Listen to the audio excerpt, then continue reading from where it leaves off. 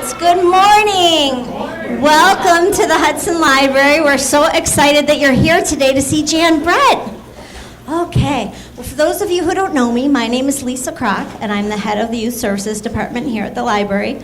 The little guys know me as Miss Lisa. Hi, everybody. I think we have a couple of school groups here today. Welcome. All right. Just a couple of housekeeping things. We have a checkout club going on right now, where if you check out 10 items or more, you can bring your receipt to a children's librarian and receive 2 Duplo Legos to add to our team build. We're building an epic tower in the children's area, all together to make it really big. You saw it? Was it cool? Okay. One other thing we have just in time for the holidays is our Reading is Magical, our Great Books for Kids 2015. This is a publication that our library staff has worked hard reading and reviewing the books to recommend to you some of our favorites and things that we think you'll enjoy for the holidays if you'd like to add some things to your wish list. And they're also, of course, available right here in the children's department if you'd like to check some out after the event. Okay? Lastly, we also have a mitten tree. Guess who that's in honor of? Who read the book The Mitten? Raise your hand. Okay. Well, we like mittens and we like Jan Brett, so we thought, ooh, what can we do that would be nice to help people for the holidays? So in our children's department, we have a tree that you can bring in warm mittens and hats and scarves to hang on the tree, and we're going to give them to people who need them to stay warm for the winter time, okay? So we'd like if you could share that with us. All right, I know you're very excited for the main event. Jan Brett is the New York Times #1 best-selling author and illustrator of 36 books for children. They have sold over 40 million copies. Her books have been chosen as the best children's books of the year by The New Yorker, Parents, Redbook, and other magazines.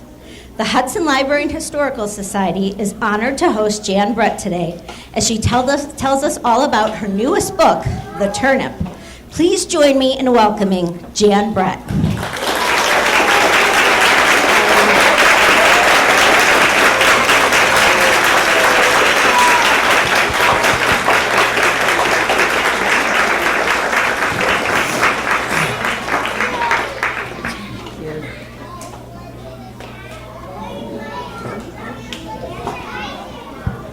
Hello, it's so nice to see you all here. You all love books. That makes me so happy.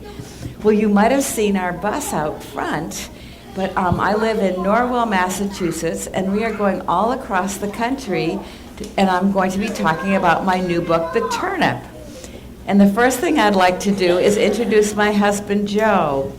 When I go out to my mailbox or look at my email, the question kids ask me is, how do I get ideas for my books? And some of those ideas I get listening to music. And Joe is a musician. I don't know how many of you here play a musical instrument or love music, but if you do, you know that in the symphony orchestra, there's a family of stringed instruments. And the smallest is the violin that you play under your chin. The next biggest is viola. Then comes cello, which has a deeper and darker voice. But the largest, grandest, and sometimes called the grandfather of the orchestra, is the double bass. And that's what Joe plays in the Boston Symphony, and he's been playing it for 54 years. So there's Joe. And Joe goes with me when I go on my book tour. And then I go on the Boston Symphony tours, and I get some ideas from going to some of the countries that they visit in Europe and Asia. And then I get a lot of ideas just listening to the music, because you might have experienced this yourself, that sometimes your thoughts go in places they don't normally go when you're listening to music. They just kind of wander and you get ideas. So this is a story that is a folk tale, and I would define a folk tale as a story that's so good that when your mother or your grandmother or grandfather or dad read you the story, that you like it so much that you remember it, so that when you have children and grow up, you'll remember that story and tell it to them, and then when they grow up, they remember that story and tell it to their children, and it gets passed down through the generations. So this is a story that comes from Russia, But since I've been on the book tour, I've met a lady who is from a Chinese background and another person who is from a Romanian background, and they also said they have the turnip story. So I was happy to hear that, because that means the story is spread not just from generation to generation, but from country to country. And the basic idea is that someone goes out to their garden and they find a giant turnip, and everybody tries to pull it out, but they can't really do it. And in Russian, the way that is told, they say the sister, the brother, the mother, the father, the grandmother, the grandfather, the aunt, and the uncle all try to pull it out, but it's a tongue twister. Like in our language, English, it would be something like, how much wood would a woodchuck chuck if a woodchuck could chuck wood? Have you ever heard that funny one? That's a tongue twister. Well, in the Russian language, this story is a tongue twister. But I couldn't write it in the Russian language because I don't know Russian. So I had to think of a new twist for my story. So I took the basic idea, which was the little badger girl finds a giant turnip, there it is, in the garden, and she tries to pull it up because it's getting to be fall, time to harvest the vegetables, but she can't do it. And then if you look in the side panels, here comes her little brother, and so she asks him to help, but still they can't pull the turnip up. And if you look on the other side, strangely enough, there's a mother bear there, and she is getting her cubs ready for going to bed. You can tell that because they're brushing their teeth, and they're having a story, and they're getting into their PJs. So that's going to be part of the story, those bears, because all the animals keep coming, and more and more animals come, until finally, still not getting the turnip up, a little rooster comes along, and he says, "Oh, let me try." And of course, everybody jokes around a little bit because all the other animals are big and strong, and the rooster's only a tiny little guy. But just as the rooster holds on to the top of the turnip, the bears are going into their den, which is underneath the turnip patch. And what do they find? They find that a turnip is right where their bed is. So they can't go to sleep because that turnip is there. So Mother Bear has got her big, huge paw out, and what do you think she's going to do with it? She's going to give that turnip a big boot up into the air, and the little rooster is riding high on the turnip, and they land by the entrance of the badger's house, and Mother Bear makes turnip pancakes for everybody. And my favorite part is showing the turnip. There's a big slice taken out of it, and there are all the pancakes. And the little rooster gets a new home because he was running away from his old home where they wanted to cook him in a cooking pot. So that's the happy ending for the badgers, and a happy ending for the rooster, too. And I brought you, thank you, I brought you the hero of the story. And he's already making his presence known. So I want to introduce you to Reuben. Reuben, do you want to come out and say hi? Do you? Here's Reuben. Now, he usually doesn't crow when he's in his box, so I hope he's not going to start to fly off and act unpredictably. But this is a Dutch bantam rooster. And an artist likes to have a model if they can, so they'll know how to draw it properly. So he was my model, and he would stand on my art table, and I could draw a picture of him. No, you can't have that hedgehog. And he is fully grown. So he's a Dutch bantam, I think I told you that. And he's on the bus with me, and I want you to meet his wife. His name is Reuben, and I want you to meet his wife, whose name is Rilke. So they are friends. And they have actually had a lot of chicks together. Come here, Rilke. Here's Rilke. Now, all you people that like to study animals and genetics, you can see that she's kind of a different color than he is, and that's part of their breed. Even though they're the exact same kind of chicken, she has a little bit of a different coloring. So this is Rilke, and she's fully grown. And I'll show you her eggs. They're very, very small. This is the smallest kind of chicken except for one. There you go. And then this is the size of their eggs. I did not bring any babies. It would be too rough a trip for them. That's their teeny tiny little eggs. But they're just the same when you crack them open. And now they're going to get a special treat. They're going to get some live mealyworms because that's their treat for being such good chickens. Here you go, Chick Chick. Chick, chick, chick, chick, chick, chick, chick.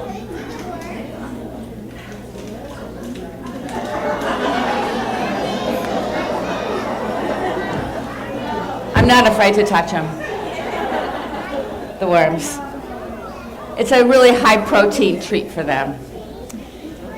So today I told you how I got the idea for the turnip. It was an old folk tale. Sometimes I get an idea from something that one of my animals did, like in the hat. I had a hedgehog at the time, and she got to go outside in my art studio in the evening. She got to go loose, and she got stuck in a slipper sock one time. And so I got the idea from her escapade that I would do a story about the hat. So these stories come from all over the place, but sometimes when traveling. And next I'd like to draw a picture for you and make it like a little art lesson. And this is fun for me because when I was if you went into my kindergarten class and said, what do you want to be when you grow up? I would have said, children's book illustrator. And now that it's my job, it's even better than I thought it would be. But when I was that age, I would have loved to have met someone to give me some tips on my drawing. And when I was little, I only drew horses because I was horse crazy. So I got pretty good at drawing horses because I was practicing drawing them all the time. So this easel is a little bit hard to move around. So if you guys over here want to scoot over a little bit to see, I think that they'll make room for you because I won't be able to turn this easily. I don't know if you guys can scoot a little bit this way. I'll try to move it a little bit. I'm just afraid it's going to come crashing down because it's just got these 3 legs to stand on. So before I start, the most important little helpful hint I can tell you is when you're drawing your character, it could be an animal or a person, pay the most attention when you're drawing that character's eyes. Because that's where your expression is in your eyes, no matter what kind of creature you are. And if you think about it, when you see like your little sister or brother and their eyes are kind of their eyelids are kind of hanging down and their head is a little bit to one side, you know right away that they've just woken up from a nap and you got to wait a few minutes before they're going to want to play with you because you just can see that in their eyes. Or maybe you see your best friend and their eyes are all round and you know that they have something exciting to tell you. So that's what, as human beings, we're very attuned to what people's eyes express so we can know what the other person is thinking. So I have a demonstration that I'm going to do for you where I lose all my dignity, which means I'm going to look a little bit silly, but it's a very good lesson because it's going to help you with your drawing.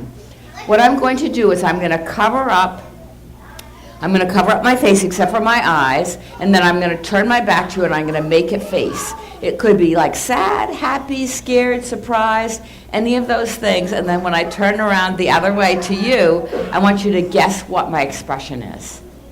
So it could be happy, sad, scared, surprised, any of those. And you can say it out loud. You don't have to raise your hand. Are you ready? Yes. Okay. Here comes number 1. So here comes my hands. You won't be able to see anything but my eyes. And let's see if you can guess the first one. You guessed it. You guessed happy. So I think what happened underneath my hands is the corners of my mouth went up, and that kind of pushed my cheeks up, and that made my eyes a little bit more like crescents. And you saw that, and maybe my eyebrows went up a tiny touch too because I was having that happy look. Okay, let's see if you can guess another one. Okay, here comes number 2.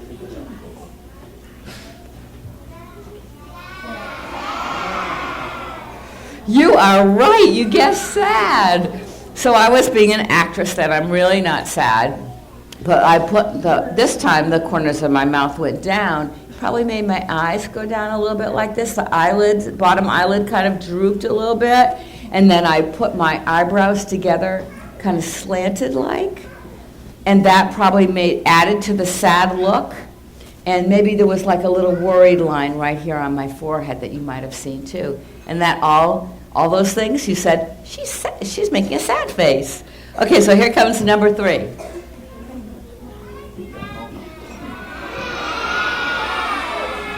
Mad. So that time I added a little body language, which you can do with your drawings too.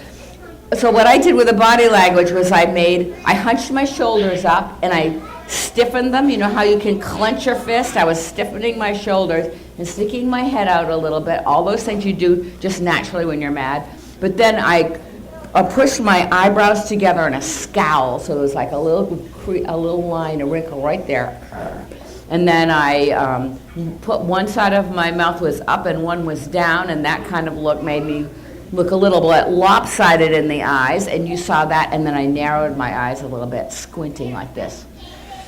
And you didn't see any, I mean, you just saw the eyes, but you didn't see the underneath part. But you guessed it anyway from looking at what the clues were from up here in my eye area. So here comes the last one, and this is the most fun one. Surprise! You know why it's the most fun one? It's the one I'm going to put on the little badger girl. I'm going to draw her, and she's going to be looking at the turnip, and she's going to be kind of rocking back on her heels like, there's this huge vegetable in my yard. And you know what? I've always wished I could find a huge vegetable. And then one of my friends was growing giant pumpkins, and I got to go to his pumpkin patch. And he had a pumpkin that weighed, 1,000 pounds. It was like up to here. It was so huge. He had to take such good care of the pumpkin. Every day he had to turn it over a little bit so it wouldn't be all flat on one side as it grew really heavy. And then when it rained for more than a couple of days, he had to make a little house over it so it didn't get too wet and get all soggy. And so then finally when it was ready to be picked, when it got to be cold out, he put it on in his pickup truck and he took it to the fair and it won a big prize. That was my friend Matt. So I'm going to draw you the turnip girl, the little badger girl. And I went to Russia to do this story, and this is the kind of animal that would live in Russia as well as the bear. It's a European badger. You can see those badgers have kind of big noses. That's because they're European badgers, and the kind that lives in the United States, their nose is a little bit more pointy, and it might not be as cute. So I was glad that I had the European badger to draw. So I'm going to start with a simple shape. I'm going to start with, it looks almost like a little piece of pumpkin pie. That's going to be her head.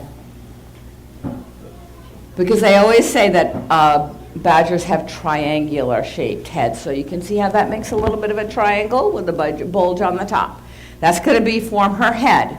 And then she's going to be kind of rocking back as if in amazement at the turnip. So the next shape is going to be almost like a haystack, except for I'm going to slant it as if she's leaning back. And you'll especially see it when I do the hem of her dress. And then her arms, they almost look like hot dogs. And they're a little bit out on the side of her body because she's getting her balance as is so amazed. And she spread the little fingers of her paw as if she's amazed too. Like she's almost like paddling the air, like, oh my goodness. And I told you I would tell you some little helpful hints about your drawing. So one of the helpful hints that has really helped me is to have a mirror handy. Because sometimes if I'm going to do an expression or pose in a way that will express the way the character is feeling, I'll just do that in the mirror. I'll make that expression in the mirror. And then I'll just kind of copy it and put it on the animal. And then also, if this ever happens to you, if you're doing a drawing and it's looking really good, but there's something that's bothering you about it, and you think, you wish you knew what was making you uneasy about this drawing, you can take it and put it in the mirror. You just hold it up in front of the mirror, and it's like seeing everything backwards, and it's like looking at your picture for the first time. Because remember, you've been drawing on it for a long time, maybe an hour, and your eyes get used to it being on a certain way. And that when you see it for the first time again, then all of a sudden you can say to yourself, oh, maybe I put one eye a little bit above the other one, and that's what's making it look weird. Or maybe I'm making the person is standing and they're slanted a little bit. Or there might be something that pops out at you. So I use that trick all the time, and you can try that with your drawings. So now I'm going to draw, she's got head, body, arms, so I'm going to draw her little feet, and she is going to be rocking back on her heels as if she's amazed. So you'll see her little shoes are peeking up over her dress. I'm using a little bit of perspective, which was probably one of the hardest things I had to learn about drawing.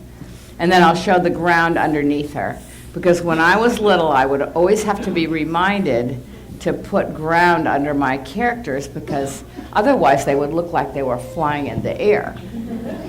Now those shoes, before I go on to her face, which is really a fun part, I brought you these shoes that I got in Russia. And they were used in the olden days. I went to St. Petersburg, and we went to this museum called the Museum of Ethnography, and it showed the clothes and tools that people wore in the olden days.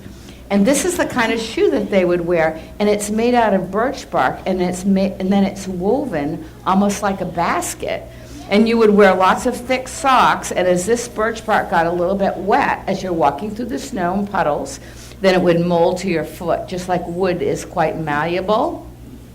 And they were apparently quite comfortable. And I remember seeing them in my old books about Russia, fairy tales, when I was a little girl, and I never thought in a million years I would actually have my own pair.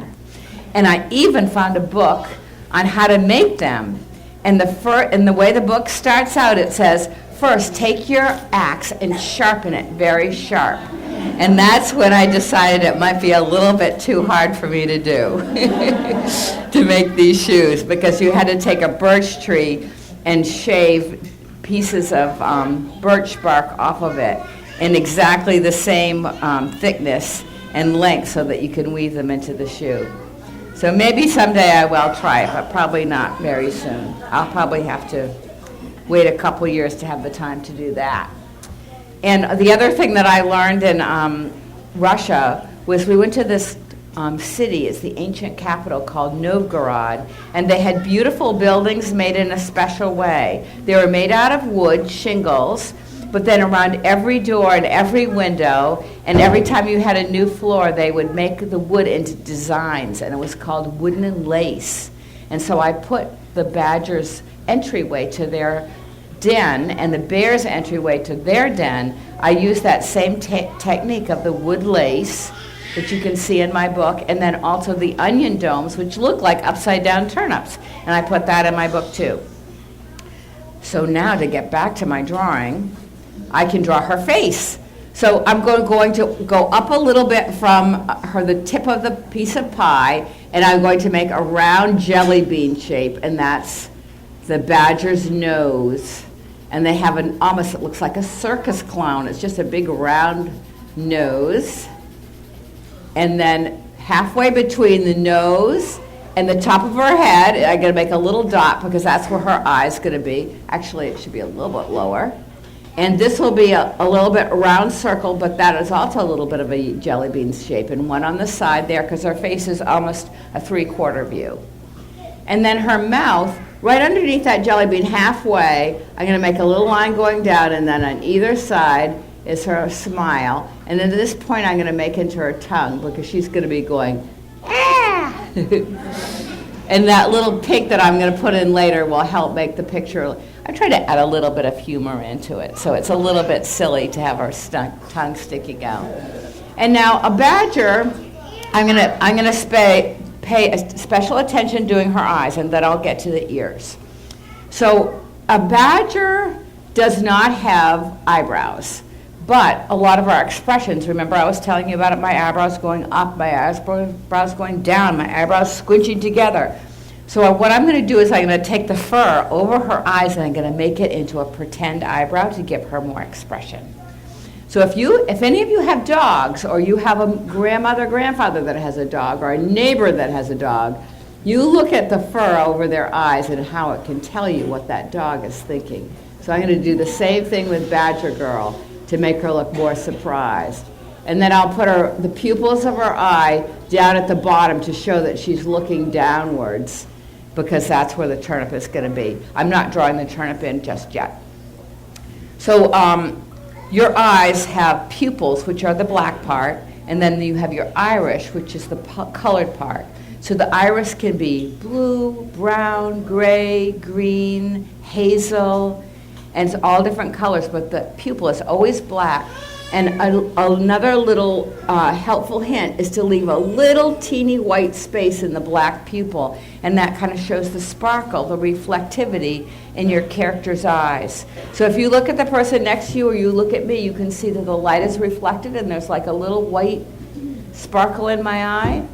And you can put that in your drawing and it will look more realistic. So that's another little hint, the mirror and the sparkle in the eye, and I'm going to show you some shading in a minute. And the expression of the eyes are being important. Those are 3 of the different drawing ideas I have for you today.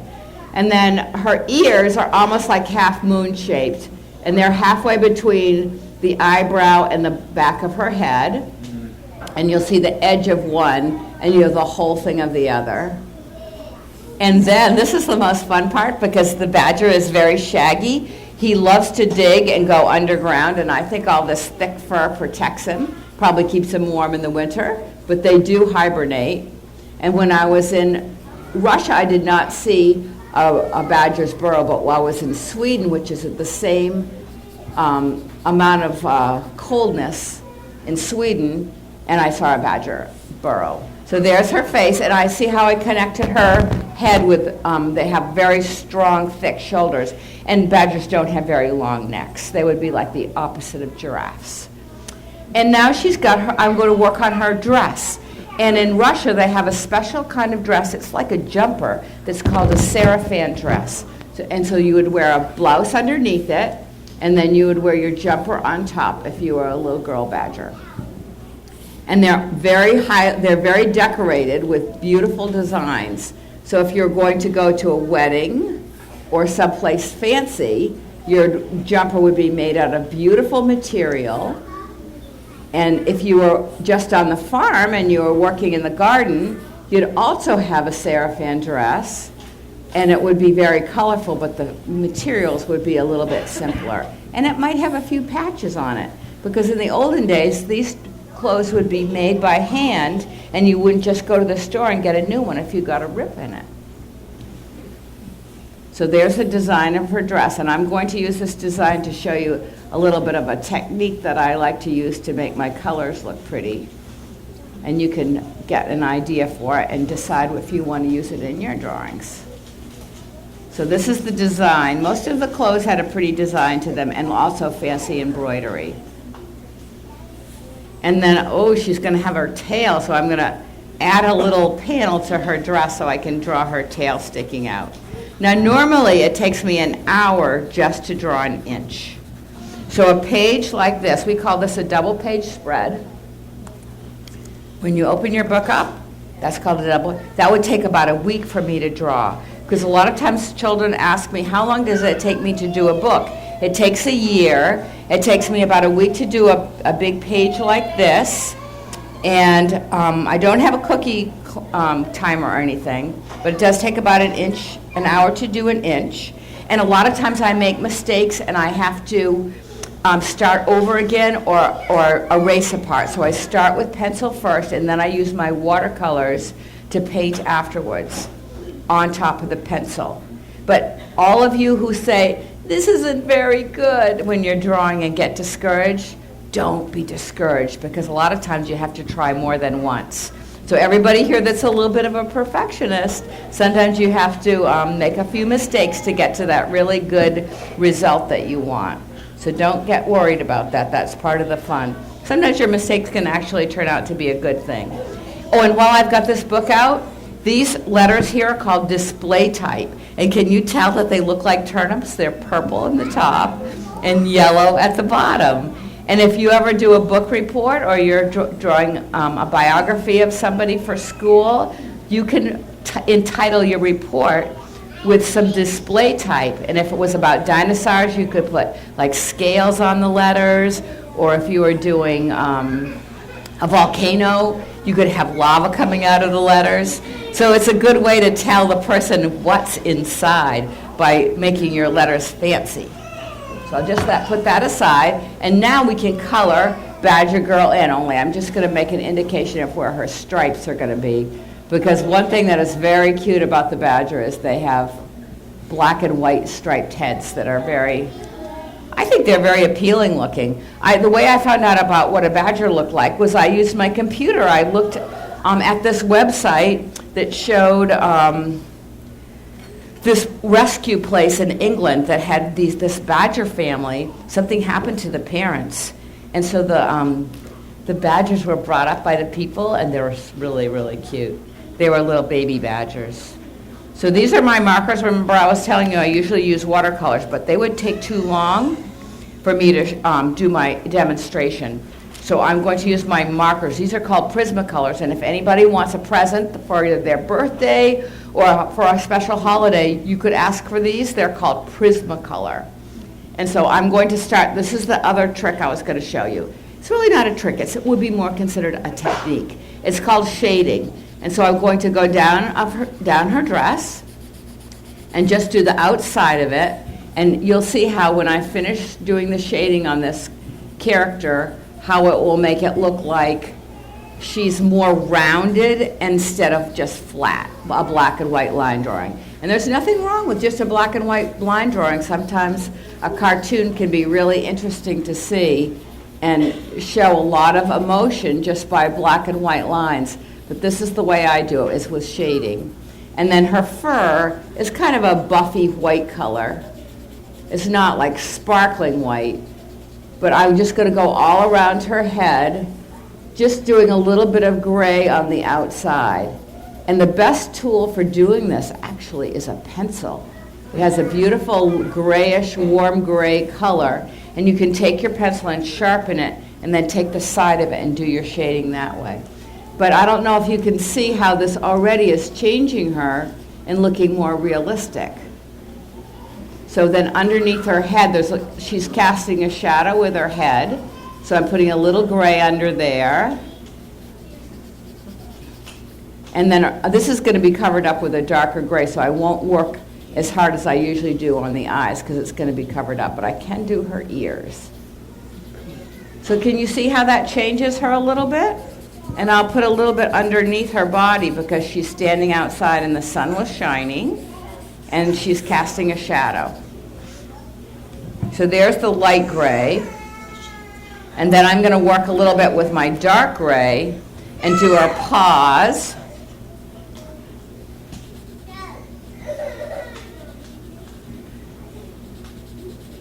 There's her little paws. And then we'll get into some of the bright colors on her clothes. And so I'm using the dark gray, even though it's going to be black, because I'm going to add a texture to this gray stripe on her head, and that will be the next thing I'll do. So there's the gray. That's laying down the background color. You can still see a little bit that you can see the expressions. Oh, and then around her nose, to create the illusion that that's a big shiny nose. And maybe I'll do a little bit underneath her. And then also her tail. She's starting to look pretty cute.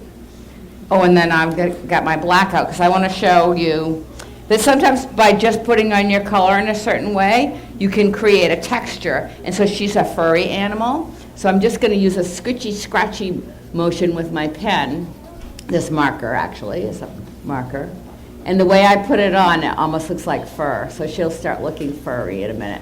And when I get done with the fur, I'll turn it towards you, all of you over there so you can see.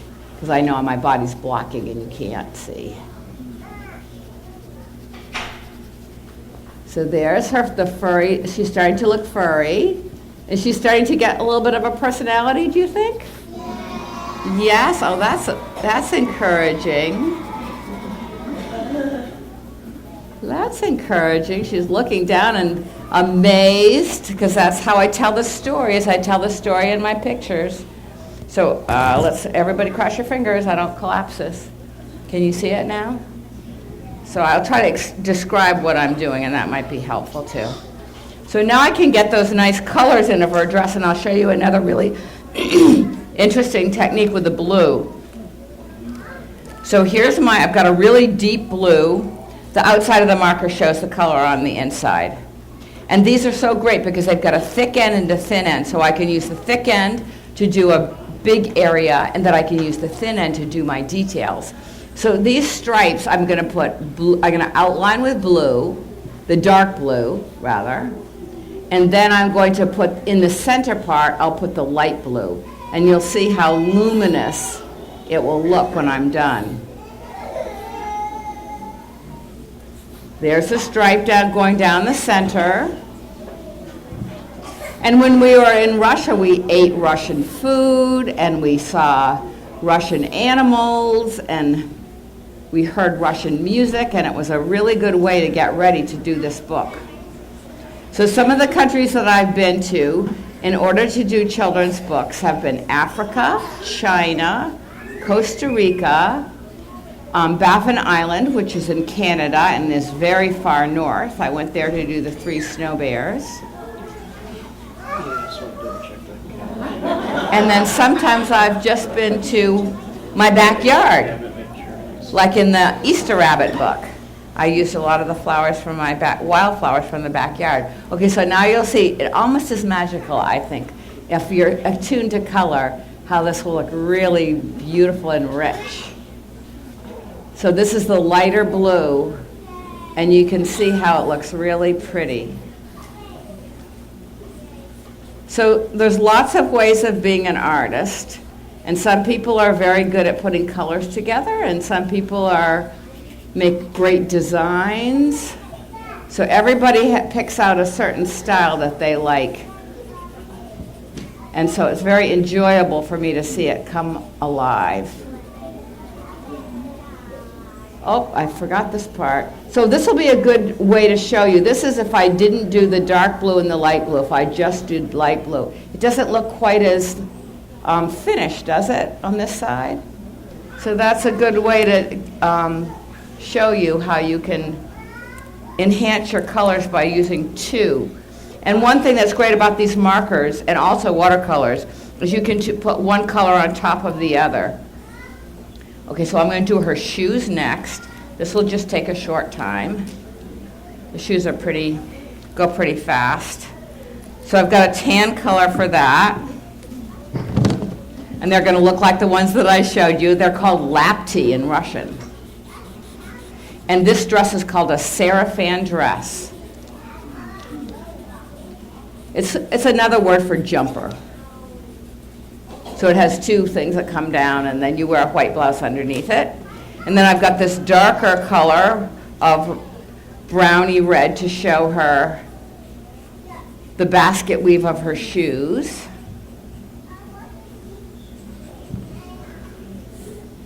And then this is a good color for her eyes too, which are reddish brown. And then I've got pink, so I can do her pink tongue and her cheeks and a little bit around her ears. So this time I'm using my artistic license because usually a badger doesn't have pink cheeks. But I thought it would be fun to make them so that would care about her, because that's part of being an artist, is to get you to empathize and be interested in the characters that you draw. And putting the little pink cheeks make you think, oh, she's just like a little girl. That's what you're thinking when you see her. So now she has red on the edges of her blouse that is underneath her sarafan dress.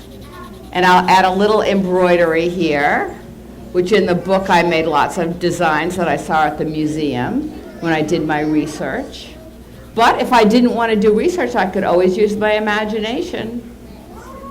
Because look at all the great pictures of dragons that you can see, and nobody's really seen a dragon. Closest is dinosaur skeleton. Now she's got, in the book she has a red dress with white spots, but in my picture I'm going to do a white dress with red spots because it will not take as much time, and I can't wait to meet you all and sign your books. So you'll see how the inner spots are going to be this bright red. It's on the marker it's called Poppy Red. And then I'm going to use a darker red on the outside, and you'll see how it makes her dress look a little bit like it's curved around in the back. And she is almost done if anybody's getting impatient. Then I just have a little bit more to tell you. That's probably the most important thing to tell you.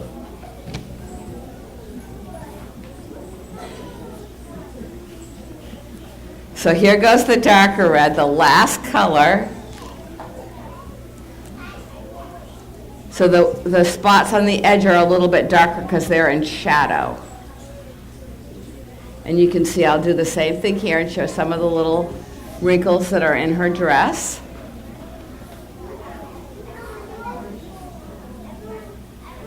Can you see how that makes it look more realistic by doing the darker spots on the edge? Yes. And maybe a little bit under there.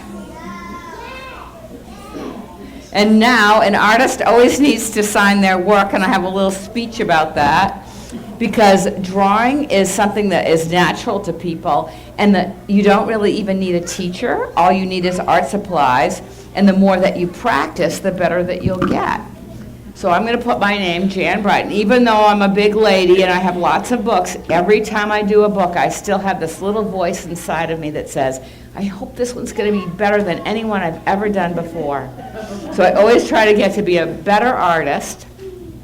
And so I'm going to put December 2015. And then my challenge to you is in the next couple of days, if you just take like an hour of your time, you can even put a cookie timer on and tell everybody in your family you want to have a little privacy because you want to do a creation. And then take your art supplies and start drawing and give yourself like an hour. And what happens, at least to me, is I'll get going on the drawing and then I kind of forget about everything else. I get involved in my characters and I make them talk and think about what they might be saying and looking at. And then all of a sudden, poof, I look down and then there's this drawing there that is really special. It's like it's come alive. Take that drawing that you do, that you spent all that time on and effort, and put it in a drawer, and then in 6 months do another drawing, and when you put them side by side, you'll be amazed at how much better that you will have gotten as an artist just by practicing. It's like riding a bike or swimming or even running really fast or playing basketball. The more you practice, the better that you get at it. You don't even need to have a teacher. You can just do it by practicing. So there's Little Badger Girl, and then I have one last thing to tell you, which is about your creativity, and this is probably the most important thing of all because you're the future. If you look at your finger or your thumb, look really closely, and you can see that there's little lines there. That is your fingerprint. Are you looking at your finger and your thumb? Look at your finger and your thumb. You can see there's little lines there. They make a design. It's very small. And that's your fingerprint. And you know, no one in the world has the same fingerprint as you do. You are the only one. And no one in the world that's ever lived has had that same fingerprint. And that is the same way when you draw a picture or you write a story. You're the only one that can do it just that special way.